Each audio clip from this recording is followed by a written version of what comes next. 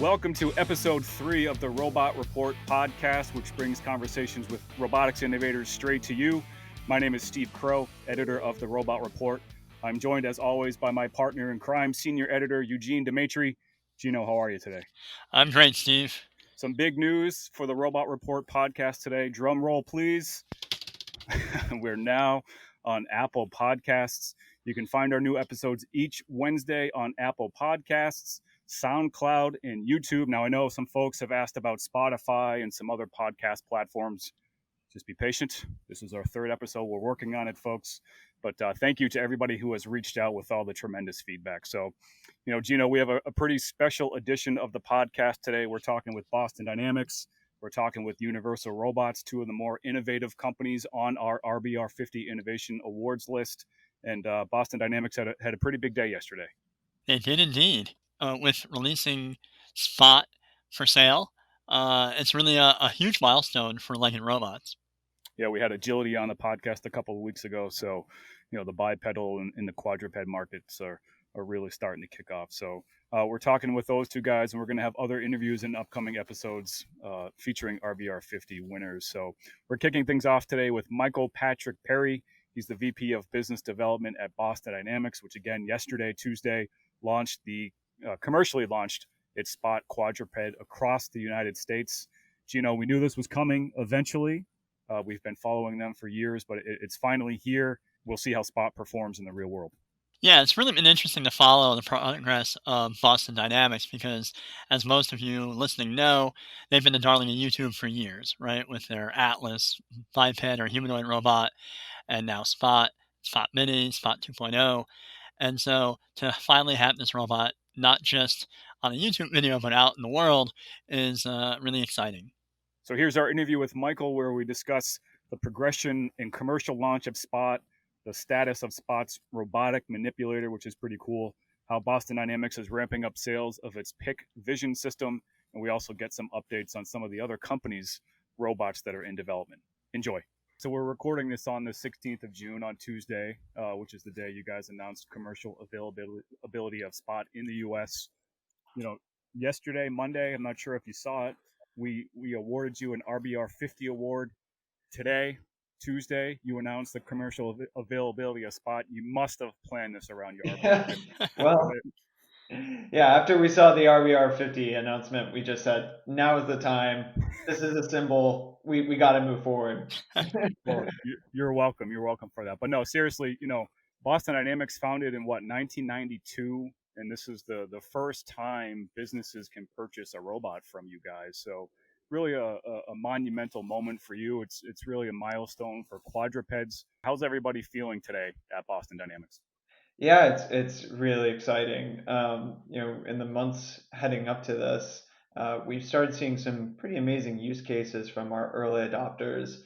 And I think that gave us all confidence that this technology can be really useful to people, and trying to find ways to make that easier, make the platform more flexible so it can do a wider variety of tasks has really motivated the team up to get to this point, which is great.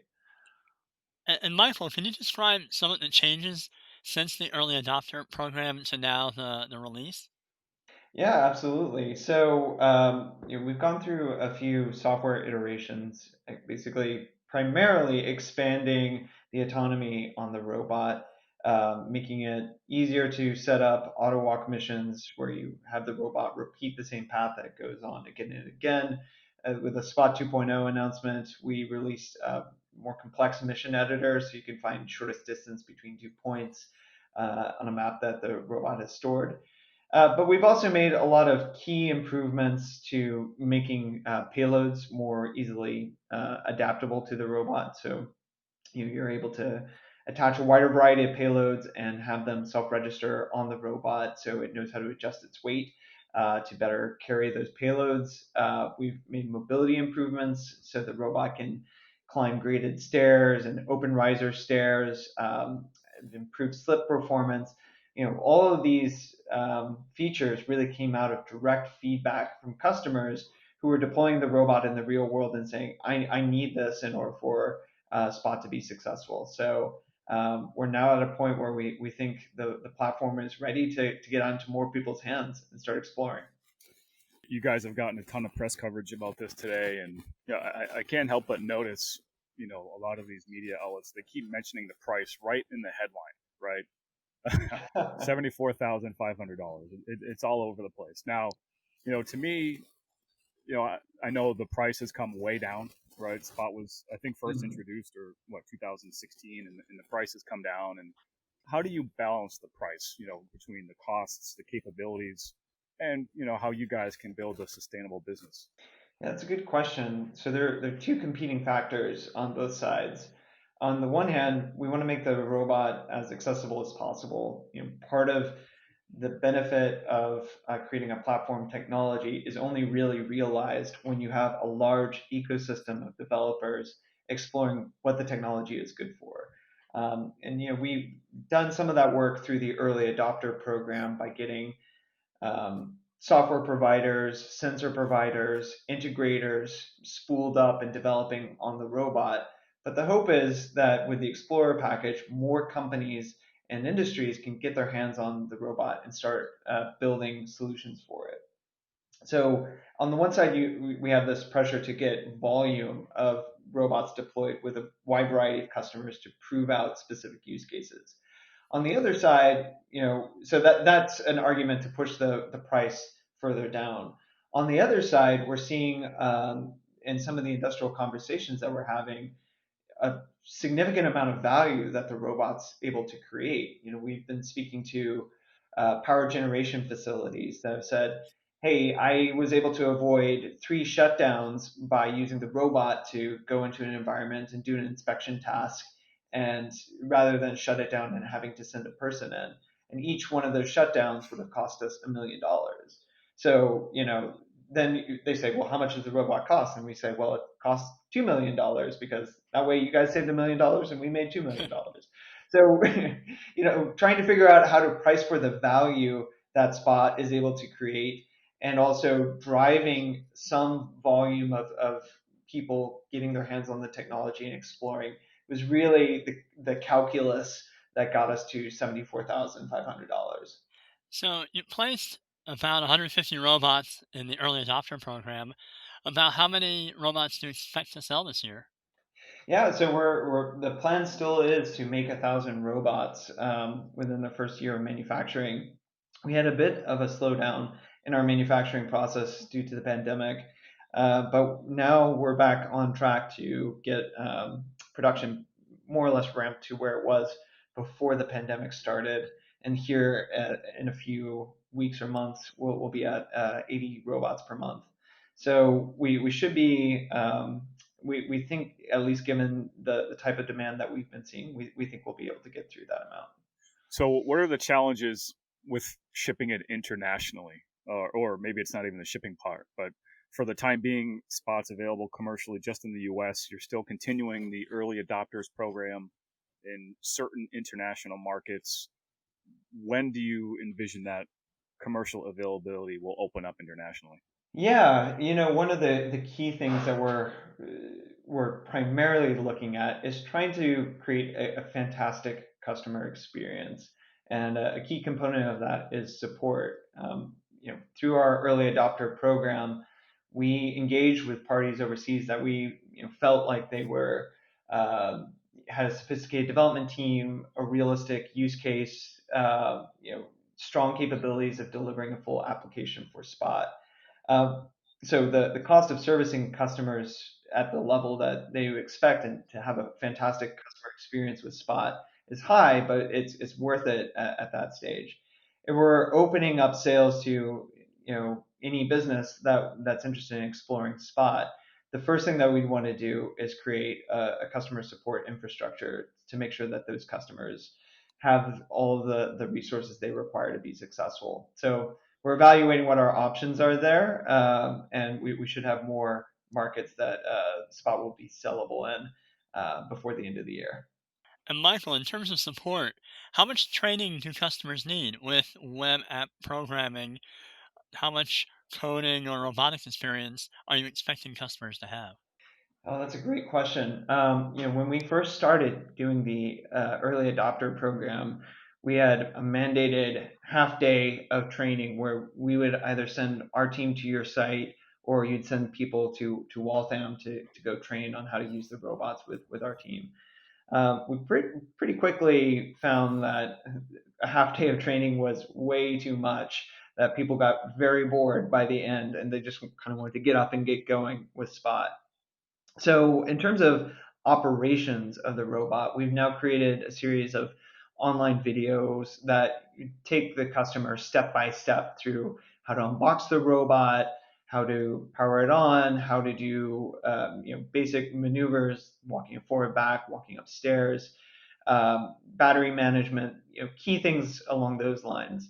For the development side, we're not assuming that customers have any robotics experience. In fact, we specifically chose to have Python be the primary language for our API, assuming that most of the people doing application development on Spot were coming from the web app development world rather than a robotics background. And that's borne out to be the case, that many of the people that are building integrations for Spot have extensive experience creating analytics platforms for construction sites, or are a industrial sensor provider whose core business is to take data from a sensor and put it into a cloud-based analytics tool. The infrastructure that we provided has made that really easy for that type of developer persona, rather than somebody who's trying to figure out the joint level kinematics of how the robot walks. The Verge had a great article a couple days ago about how a lot of Boston Dynamics engineers are working from home, right? Testing the robots, tweaking the software. There was a really cool video in there in the article where Spot was using its robotic manipulator to play cornhole. What can you share about the status of that manipulator, how it works, and when will it be ready and available as an accessory to Spot? So I'll start with the last question first because it's the easiest. We were just going into design validation testing of the first externally manufactured arms before the pandemic struck. We're just now getting back into the lab to put the arm through its paces to understand what changes we need to make to the hardware before we go into mass production. So the hope is that towards the end of this year, or more likely towards the beginning of next year, we'll be able to start selling the ARM to customers.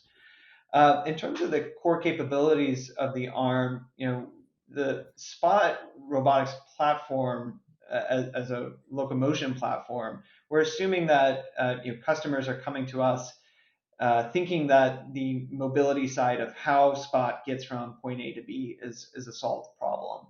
In the manipulation space, as you probably know, that's a much more open category of robotics research. So we're hoping to provide more tools for people to program the arm and make it a more flexible tool for research.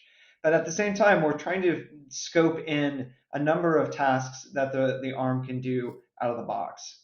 So you've seen our door opening behavior, where the robot has a camera, depth camera, and the end effector, and you say that's a door handle, open the door handle.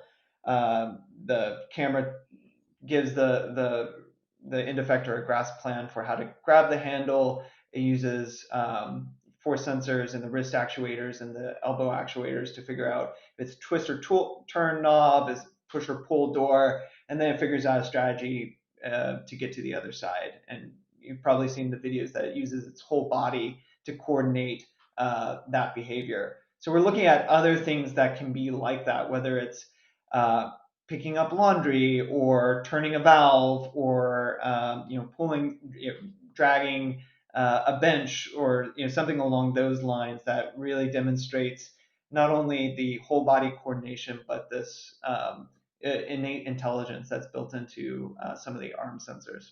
So is the manipulator a product that you would sell as a standalone item, or is it something that you would just look to have be an add-on for Spot customers specifically?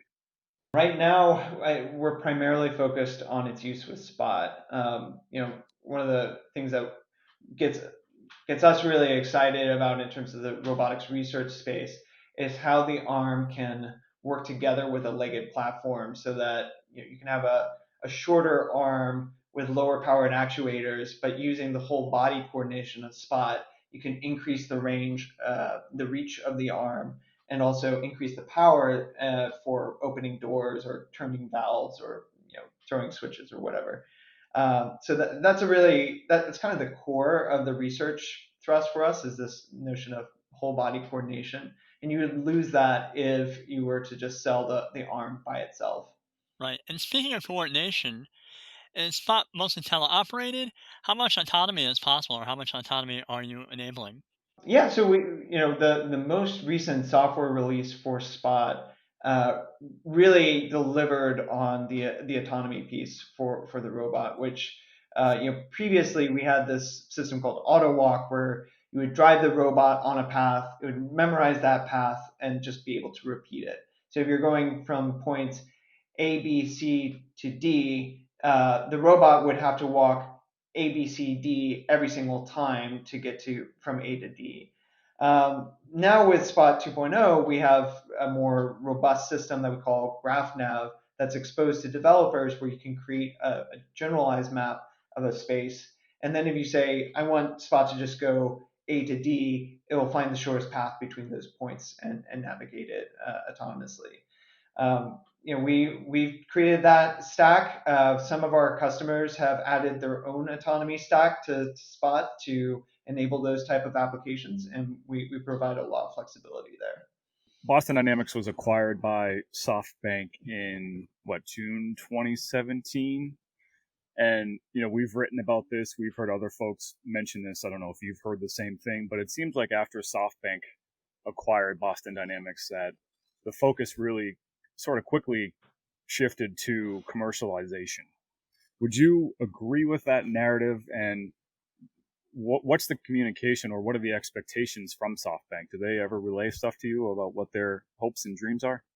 Well, I'm sure you know SoftBank has pretty broad ambitions for robotics as a whole, from the Pepper product to Wiz to their investment portfolio. But when part of the excitement around the acquisition from SoftBank is we shared a vision for how this technology could be commercialized and start adding value now. We were in a pretty pretty well focused on pure robotics research previously. And our team is really motivated to see our robots deployed in the real world and providing value. And the acquisition by SoftBank really enabled that and got us to the point where we could be manufacturing 1,000 robots in a year. Now, we've seen in the early program, Spot's been used in construction, for social distancing, and even with Cirque du Soleil. What's the craziest request or use case that you've seen so far with Spot that may be thinking outside the box? Well, certainly, if you had asked me 3 months ago if Spot was going to be used in telemedicine or, social, what was, I wouldn't even know what social distancing was three months ago.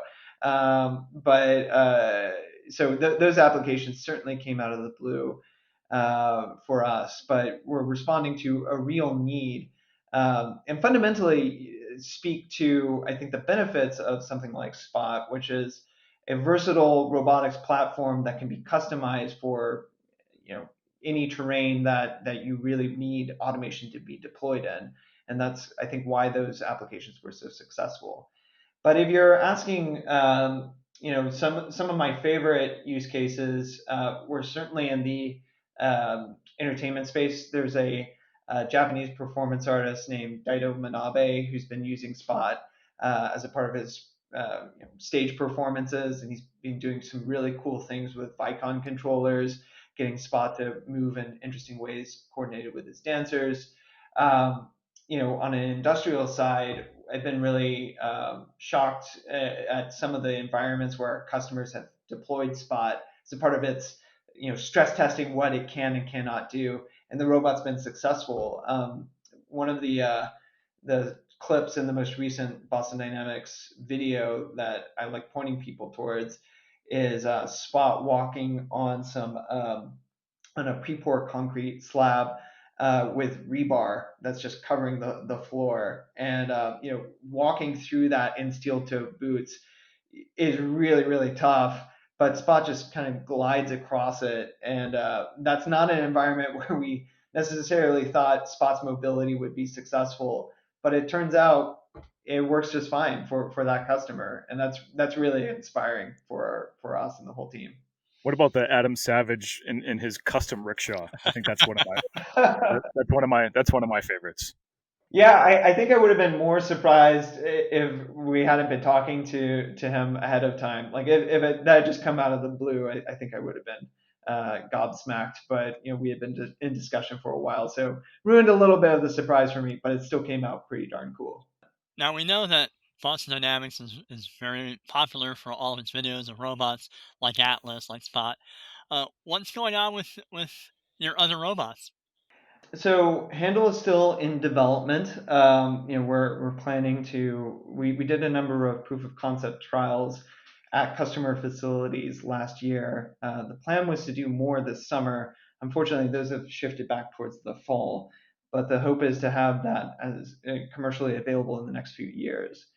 But in the meantime, we're starting to ramp up our sales of Pick, which is the vision solution that will be paired with Handle, enabling it to see boxes in warehouses and figure out how to grab them and move them around space. So we were actually right at Modex right as the pandemic started ramping up. I remember. Yeah, so that was kind of our last big hurrah before the shutdown started. But still, sale, there tends to be there's been a lot of interest in Pick as a solution, and we've been working with customers trying to explain how this technology can be rolled out and effective in a time when you're trying to keep workers safe and away from automated equipment. One of the interesting items that you have in the terms and conditions of sale for Spot is that Boston Dynamics is requiring the beneficial use of its robots. Now, I think the three of us understand why you guys are doing that. Sure. Some of the ridiculous comments that are left on every YouTube video that you post, but just talk about that in general. I mean, it's really difficult for you guys to enforce that, right? Once the robots sort of leave your production facility. But what do you mean by beneficial use of robots, and what can you do to kind of ensure that that is actually what happens? The core thing that we're focused on is making sure that people understand that robots are here to help. I think we all see that robots have the capacity to reduce risk, increase efficiency in businesses, and even in our daily life. But in order to access the benefits of this technology, robots have to be trusted, and you're not going to be able to trust robots if you're constantly wondering, oh, what is this robot designed to do? Is it designed to help me, or is it designed to hurt me? And with a new technology, that's very unclear to a lot of people. So from our perspective, we don't want to see the robot used in any way that would harm people, simulate harming people or animals, used to threaten them. And that's been a key tenet of our terms of use, both in our early adopter program and in the commercial sales of Spot. To your question about what do we do as an enforcement mechanism, well, first we vet all of our sales through our website, through a Department of Commerce list, just to make sure that the person buying it doesn't have a record of illegal or illicit activity that would prevent a sale. And then second of all, we have a remediation path so that if we do find out that somebody's used the technology in a harmful way, we would void their warranty. We would void any repairs that we would do for the robot. We'd not sell them additional robots. And the robot has a license that once it expires, we would not renew. which means that the robot would be ineffective at the end of that period. So, Michael, looking ahead, there's not very many quadrupeds out there yet. There's Spot, there's NMLC, and Alien Go from Unitree. But what do you see as the market prospects for quadruped robots? Yeah, we see a lot of opportunity in the quadruped space. Fundamentally, you have an opportunity to apply automation to a variety of environments that are unstructured, unknown, or dynamic, where they're constantly changing. And that's where legged robots have a tremendous advantage. Before the pandemic struck, we really were focusing on a narrow set of industries and environments where Spot could be immediately beneficial in reducing risk to people. But in the last 3 months, that world of applications has increased pretty significantly, where Spot or any legged robot can help reduce risk of infection, can perform repetitive tasks in an environment we don't want people to be in. We constantly get requests for disinfection payloads for metro stations or warehouses or manufacturing facilities. We think that's a really good fit for a legged robot in an environment that was not designed to handle wheeled or tracked robots. Michael Patrick Perry, VP of Business Development at Boston Dynamics. Again, congrats on the commercial launch of Spot. Best of luck. Thanks for joining us here on the Robot Report podcast. Thanks so much, Steve and Eugene. And also thank you for the RBR 50 recognition. That's a big honor for us. Thanks again to Michael Patrick Perry of Boston Dynamics. Gene, they're, again, one of the more innovative companies that won an RBR 50 award this year. Folks, you can check out the full RBR 50 list at roboticsbusinessreview.com. Gene, what were some of the other companies that impressed you the most on the RBR 50 list? It's been a really interesting year because not only have we modified the criteria for the RBR 50, but I'm always impressed by companies that combine technical and business acumen with social good. So for me, examples include things like AMP Robotics Recycling System, Blue Ocean Robotics UVD Disinfection Robot, Diligent Robotics Moxie, which is an aid for hospital workers, and Vecna Robotics work on ventilators, which is especially timely. I'm a leg guy, that legged robotics guy, that is. Keep it clean, keep it clean. So, again, I really liked what Agility is doing and what Boston Dynamics is doing.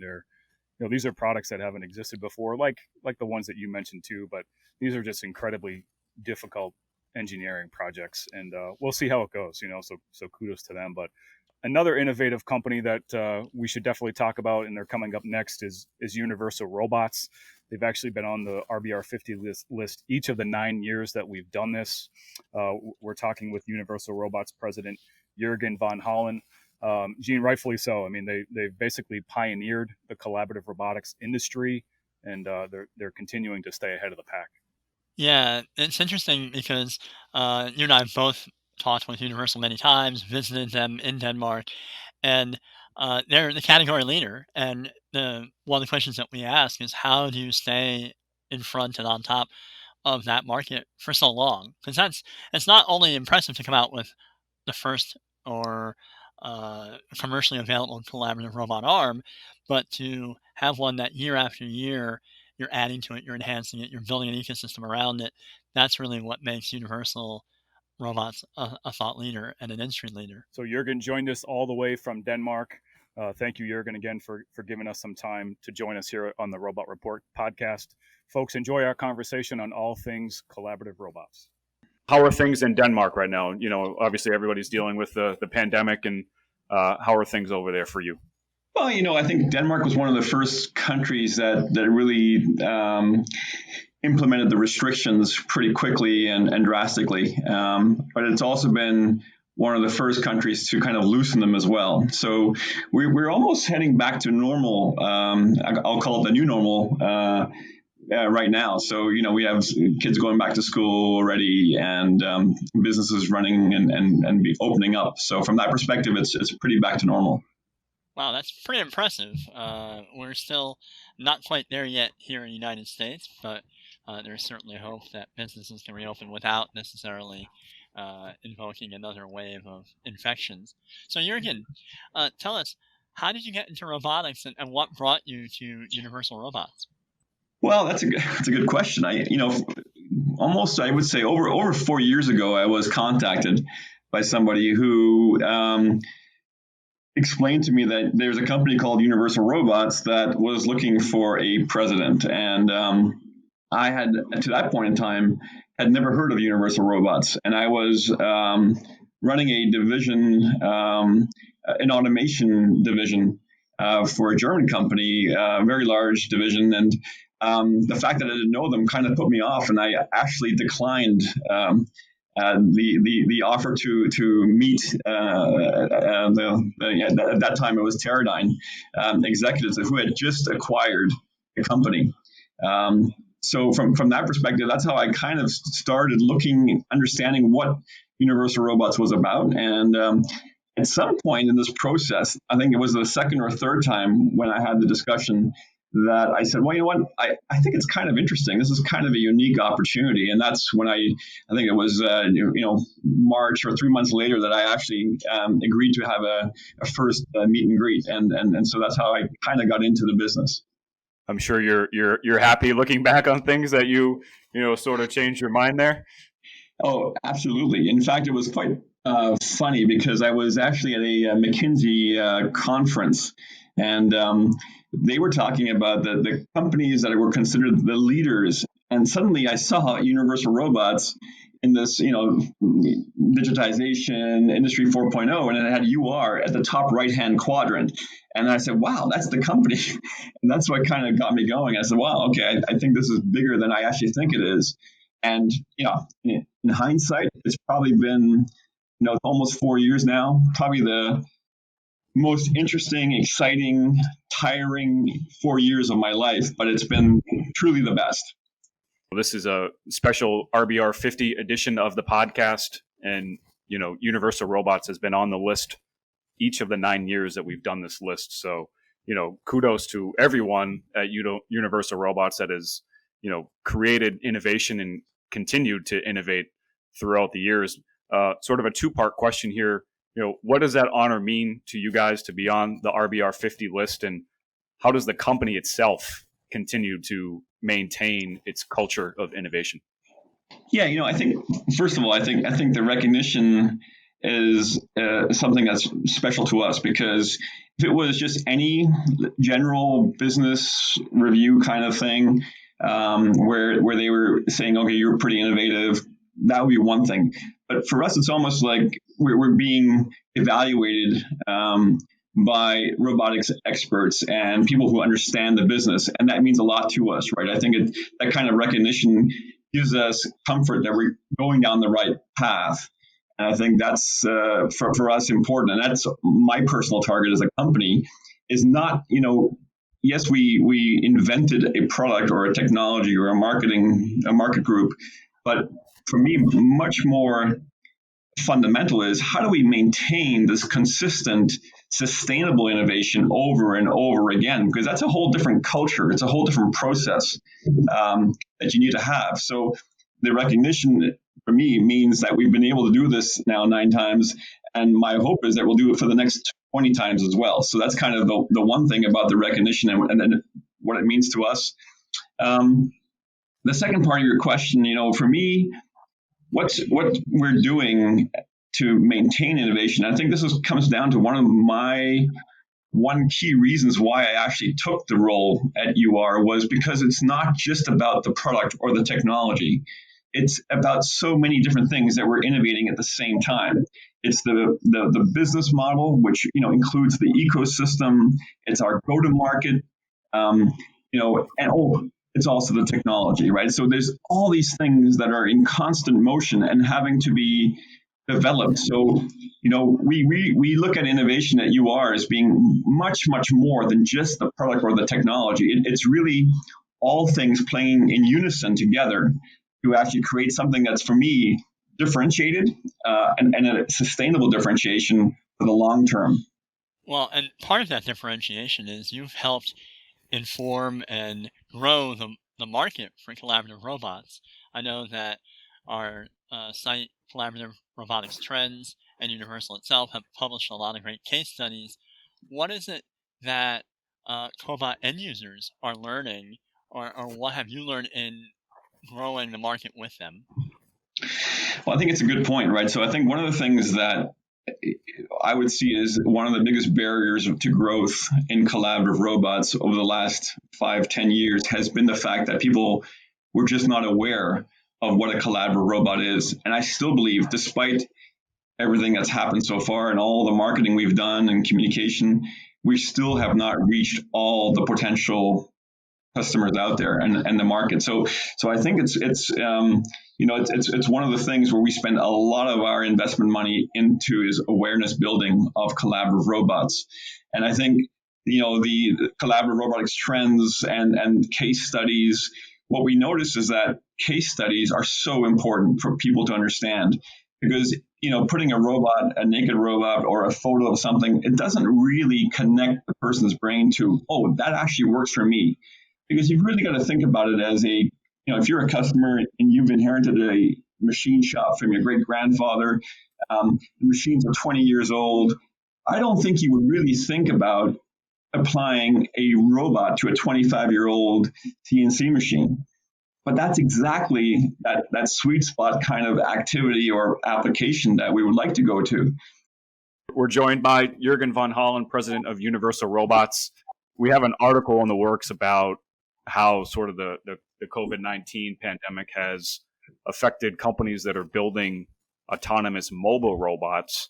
I'm just curious how this has impacted the operation for Universal Robots, with the installations and remote trainings or, remote consultations. How have things changed for UR in the last couple months? Yeah, so I think, when this really started kicking off, I think we were, like most companies, pretty surprised, and we scrambled to make sure that our operations supply chain was robust and capable of still delivering. The same with our cobots. We actually, within 24 hours of when we heard that borders were being closed, we were unsure if we could still get goods out. So we actually, over a Saturday and Sunday, we actually physically moved goods, cobots, outside of Denmark into 4 different countries to ensure that we can maintain delivery of the cobots. So that was the first thing we kind of did. I think as we go through and look over the last 3 or 4 months, I would say that the first few months was a lot of learnings going on, right? A lot of lessons learned about how do we do this virtually? Can we do it virtually?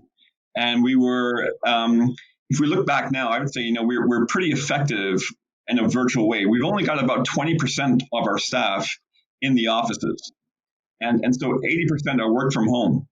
And that really was a challenge for us to, of course, understand how to do that effectively. And we are still, let's say, optimizing that. But one of the things that we actually had to do very quickly was basically look at our launch calendar of different products and applications, like the application kit. And those things were all planned to be delivered in, offline events. So we very quickly had to go to virtual and digital. And I would say probably the biggest learning, and with a positive around it, is the fact that our ability to now drive the business virtually or in a digital way. And what we've noticed is that digital actually has a much, much more powerful outreach than we actually ever imagined. And that was also something that a lot of our traditional salespeople had to understand and now believe in it as well. So that's been a positive. I think if we look at the UR Academy and all our other activities, we've been a global company from day one. So, the Danish market was never big enough for us to be able to grow or scale the business. So everything we had was built in the concept of outreach virtually or digitally. So we haven't changed that much, but we have, of course, scaled it to support more and more remote learning and training activities, but also, we've redefined Academy as also our own internal training and development base, so that, how do we train our managers to work and manage in a virtual environment? That's kind of where we're going with that. How much of your customer base are SMEs versus like big automakers right now? Yeah, so one of the things I would say is, if you look at UR from its inception, the concept was to focus on the SMEs. So coming back to when I joined the company in 2016, I went out and started meeting customers, and then I realized that we actually had quite a few large customers. And the difference was that the large customers had kind of figured out what to do with collaborative robots. We didn't have to tell them or market it to them per se. It was so, and if you look over the last years, you can actually see it go up and down. But I would say we're probably at a 50% basis right now. It's an even split between large customers and small and medium, if you can define that small, medium to large. But that's always an ongoing discussion that we have ourselves. But we're around that 50% mark.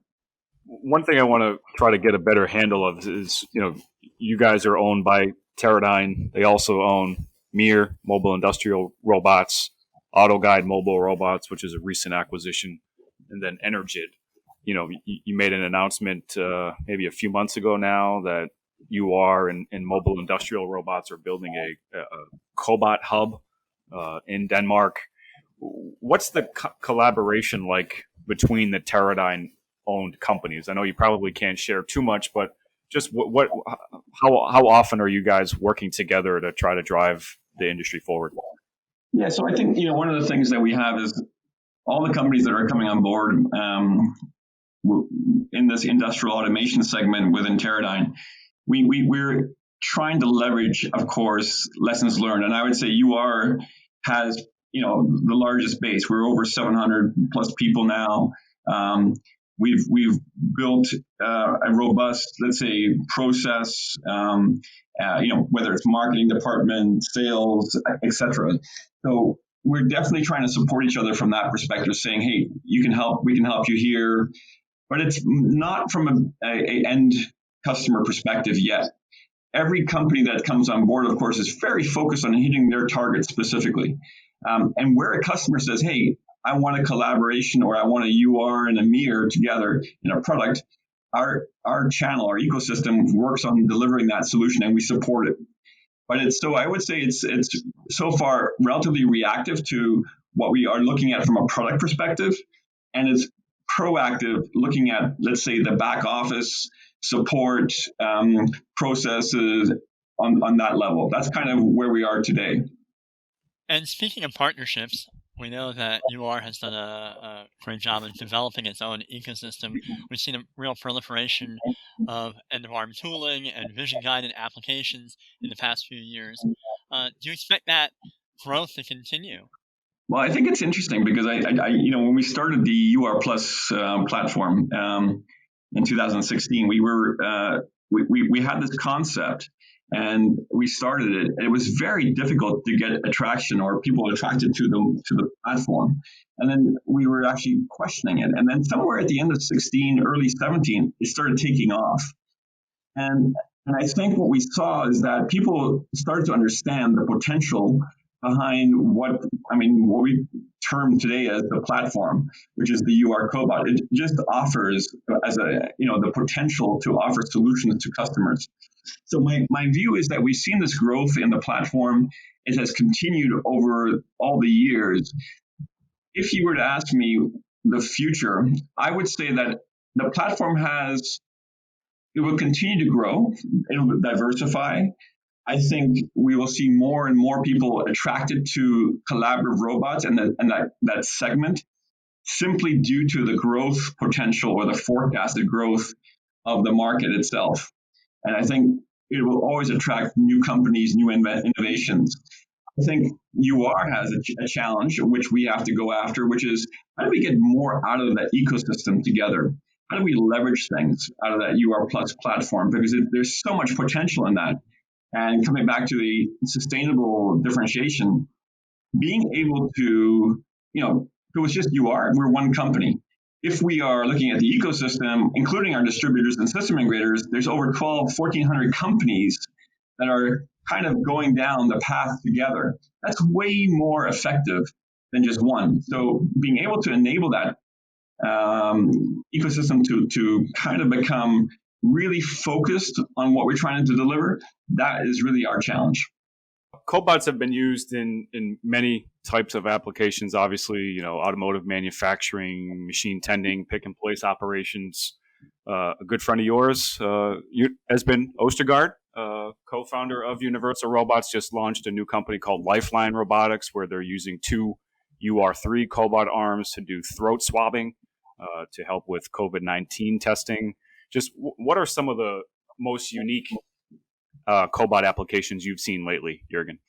That's always a good question because I probably don't see them all. I think one of the things let me start with one thing. I would say the crisis has kind of made me proud to see how people are using the technology.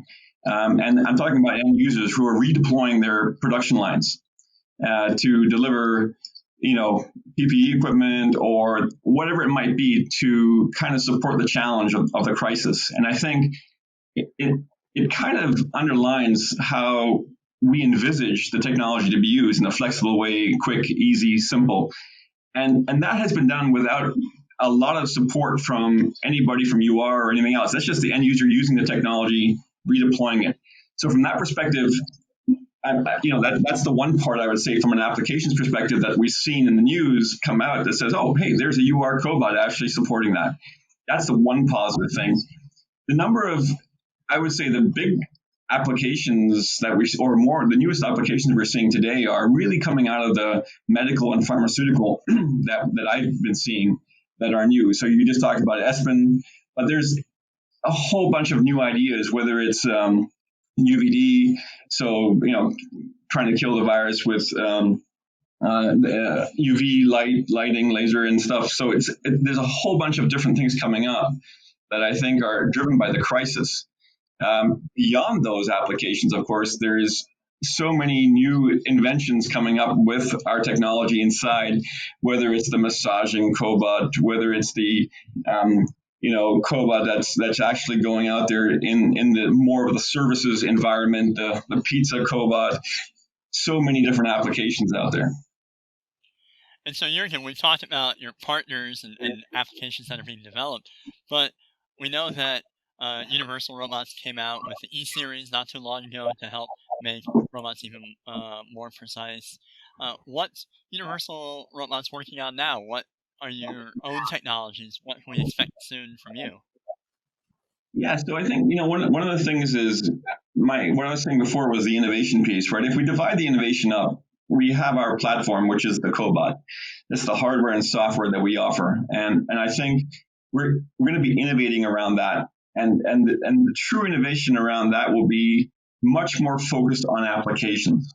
So I think if you look back, you would, go back from 2020 backwards, you would see us very much being a robot company. And that's really what we were. I would hope if you look forward and we go to 2025, you would see that UR has transformed itself into much more of an applications company.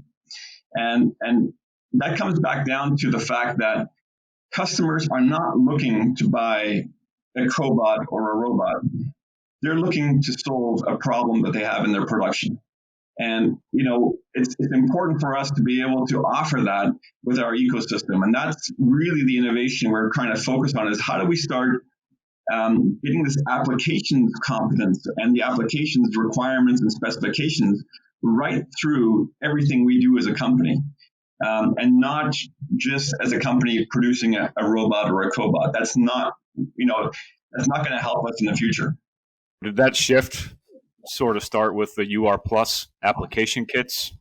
Exactly. So when we look at mid-year last year, we basically had that understanding that we had to make a change in our approach.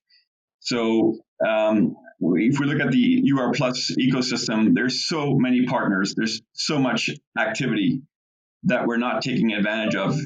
And that's exactly what we decided was we have to kind of come with this solutions orientation to help our customers and the ecosystem to come to that solution quicker. That's kind of the approach we have with that. In terms of Odense, Denmark, that's one of the most vibrant robotics clusters in Europe, if not in the world. How can you talk a little bit about what it's like to be located there and how that has also managed to keep growing? Because even though we know that Universal and Mir and others are owned by Teradyne here in the U.S., there's this very vibrant community in Denmark. Yeah, it's pretty unique. And I think one of the things that I believe the first prerequisite, of course, is that we had you are being very successful. So you have some successful businesses like you are, like Mir now, being here, which is basically those anchor companies that have a global presence, but they're located in Odense. That's the first part, I think, there. The second one is, I think, the fact that we have a strong educational base here with the university offering a very strong program is, for us, essential. And I think that combination of having the local government, the robotic cluster, universities, and the companies together has allowed us to attract a lot of new investment into the local region. So I think this is kind of a recipe for success for other countries, other regions as well. We're talking with Jürgen von Hollen, president of Universal Robots. Jürgen, one topic that it's always around. People are always talking about it, but sort of the pandemic has put an extra emphasis on it. Is reshoring of production. How much reshoring of production have you seen in the U.S., in Europe, and do you see more of that coming in the down the pipeline? Yeah, I think it's a good question, right? I think if we look back before the crisis, so pre-COVID, I would say that our biggest driver for most businesses was driven around labor shortage, was the key question for most companies. And yes, efficiencies, but that was the driver. If we look post-crisis, I would say business continuity is probably become one of the key drivers for most companies. And like with ourselves, we have had realized for the first time that business continuity, we did not have a COVID crisis as a scenario in our planning.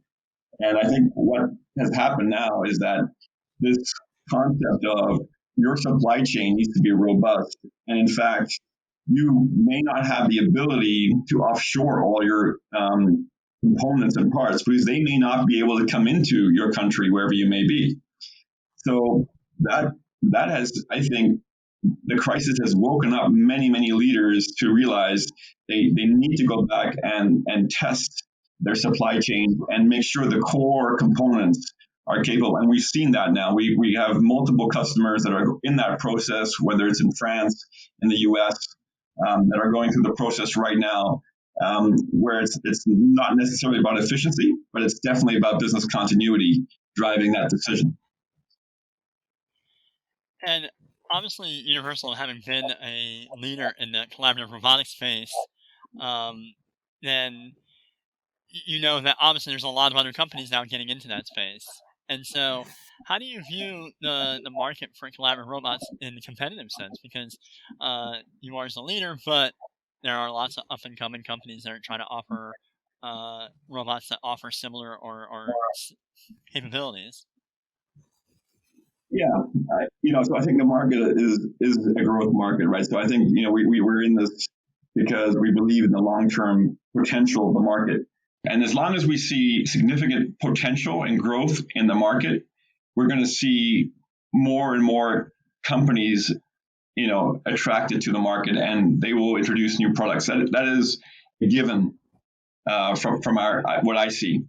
I think our potential that, from a forecast perspective, if we look at those companies, I have no problem with that because I do think, like I was saying before, awareness of collaborative robots and what they can do is something we cannot do by ourselves. So this awareness with every new entrant into the market is a positive. And I love good competition. So it's really about, that is also a driver for us where we've been very much alone for a long time, with good competitors coming up, that's a positive. I really think we have the capability to position ourselves and differentiate ourselves against most of them because of our experience, but also because of the business model that I was explaining before. Just to sort of wrap up, what are some trends for collaborative robots that you see from a tech perspective? The sensor technology out there, so the stuff that's on top of the platform of the cobot, I do believe that we're going to see significant innovations around that market. I do think it's a very fragmented market when we look at sensors, but I do believe we will get better at really being able to simplify the application deployment of cobots. And I think more and more people will be able to leverage the cobot technology, because I do believe focusing on applications and cobots in those applications will simplify things. I would say that I know people, and especially technical people, love to see complex solutions and applications, but those are probably not the ones we should be focused on. There's so many easy applications that add so much benefit for customers. So really what I'd like to see is more of those kind of pick and place applications, machine tending applications that are just easy to do. That would be the optimal for me. But I also believe the trend will be that we will start seeing that the collaborative robot market really becomes clearer as to what segment of application that it really is the sweet spot for them. Well, and it'll be interesting to see how these trends unfold. I think a lot of people might have started 2020 with an expectation of things. A lot of those expectations have had to change, but I think it'll be fun to watch as robotics helps people with the recovery. Now, we have some more casual questions, like Steve said. And so what's your personally favorite or least favorite thing about working from home right now? So, yeah, I think, for me, it's been probably the most drastic change in my life. It has been the fact that I was spending probably 75% of my career traveling. So really home on weekends, and that's it. So this has been a real challenge for me in the beginning. I would say the first 4 to 6 weeks was a challenge because simply I have a relatively large family. We have 4 children, and we were all in the same house at the same time. And that was a challenge. Just trying to get the network to work was a challenge in itself. So as you can hear, the network is not great. So those things I had to then actually schedule time that I would be the only person using the internet. But that was an example. But I would say the benefit of it has been that I've probably gotten to know my family way better, and it was a great opportunity to be able to figure this out and really live together, because when you have teenagers, you don't see them that much anyways. Here they were forced to stay home with me, so it's been a good opportunity to do that. This can be a real robot, it can be a fictional robot. Maybe I'll ask you that you mention one that's not a universal robot, but what's your all-time favorite robot? Do you have one? I think I'm just going to probably bring it out of my private life, which is to find a robot that can take my dog for a walk would save me about an hour a day of conflict with him. So, is that a hint at something coming down the line for universal robot? That would be a heck of a challenge. But yeah, I actually saw a video of somebody using a drone to take their dog for a walk, but that's a tough one. Well, and you mentioned not being able to travel. I know you and I bumped into each other in Boston and at trade shows around the country and around the world. But when travel inevitably does return, where would you like to go first? So I think there's 2 things that I'm a little bit sad about the fact that we could not do. One was I do a yearly President's Club award trip, where the best salespeople and the people that really live the core values of UR that we couldn't do, which would have been actually a week ago. So that was one thing where I felt that was unfortunate, and I think the other one where was that going to be? In Italy. and yeah, so it's and people are really excited about those things, and I really have it's a chance to get to know the people and their partners, and because people spend so much time working, I really believe in getting to understand them better as well. So that was one thing, and I think the other part would be I want to travel to those places where I think we're challenged and understand better. So it's really those areas where they're struggling, whatever that may be, right? So I think we're currently, if I look at Asia, we're picking up again. North America is still struggling. So I think it would probably be North America where I'd feel as the first trip. Well, we hope to see you in person sometime soon too. It's obviously a much different world right now, but Jürgen von Hollen, president of Universal Robots, thank you, sir, for joining us on the Robot Report podcast, and be well. We'll talk soon. Thank you very much. Make sure you stay tuned next Wednesday for our next episode where we chat with 2 more RBR 50 companies. We'll hear from Gautam Narang. He's the CEO and co-founder of Gatic, which is solving middle-mile logistics using level 4 autonomous vehicles that are, for the most part, driving in the right-hand-most lane, a la FedEx and UPS. We'll also chat with 6 River Systems about the logistics robotics market and how things have gone since it was acquired last year by Shopify for nearly $500 million. Make sure you subscribe to the Robot Report podcast on Apple Podcasts and SoundCloud. You can also subscribe to our YouTube channel to catch each episode. And make sure you stay tuned on all the latest robotics industry news by following our network of robotics sites, the Robot Report, Robotics Business Review, and Collaborative Robotics Trends. For Eugene Demetri, I'm Steve Crow. Take care, everyone. We'll talk again next week.